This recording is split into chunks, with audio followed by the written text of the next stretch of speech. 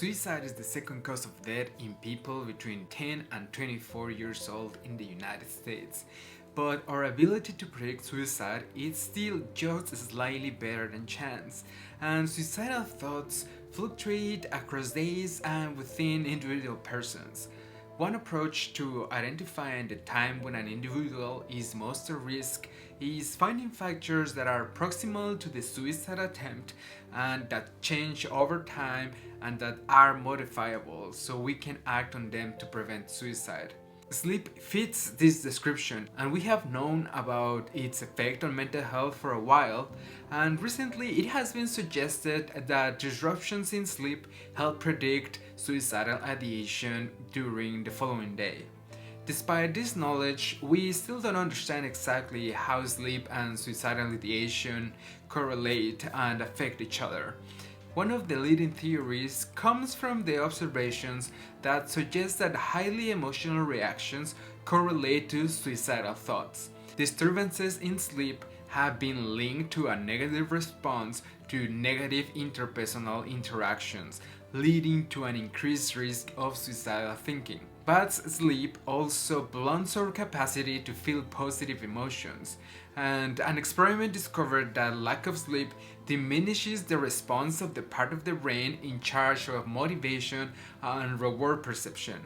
It also made it more difficult to improve mood with good experiences and easier to react disproportionately to negative experiences. A study exploring this in patients from a mental health intensive treatment program found that less sleep time predicts higher emotional reactivity to negative events.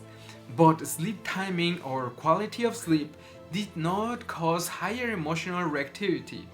Interestingly, later than usual sleep and poorer than usual sleep quality predicted a blunter response to positive interpersonal events. This study then only needed to confirm that higher emotional responses in these participants correlated to suicidal thoughts. They tested for direct correlations, meaning that sleep affects suicidal thoughts, and indirect correlations, meaning that sleep affects the emotional response and then this response translates to suicidal ideation. This is important because it helps us understand the pathway by which suicidal thoughts come to our minds and help us plan for ways on how to prevent them. The statistical analysis for this study showed that decreased sleep duration indirectly caused suicidal ideation, and reduced quality of sleep resulted in a blunter response to positive interactions. It is important to note that these effects were seen with interpersonal changes, that is, changes between the usual timing of sleep, the usual quality of sleep, but not a comparison to an arbitrary standard like 8 hours of sleep a day or going to bed at 10 p.m. This obviously points to what we've known all along. Sleep has an important role in our mental health, and good sleep routine is essential to keep us healthy. I would like to see how this translates to the real world outside of a study. Does this mean that we have to track our sleep using questionnaires and emotional rating scales? I think if we actually had complete control of our sleep schedule, we wouldn't need these studies and we wouldn't be having this conversation.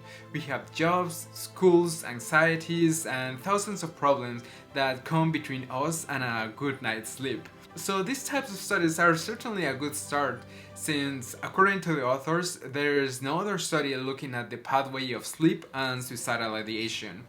But I also think that this leaves a gap for those who aren't considered at risk in the first place.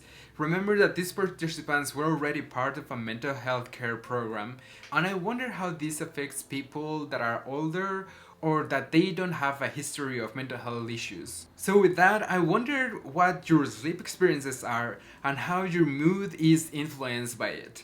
I'll leave here some myths about suicide that you might find useful.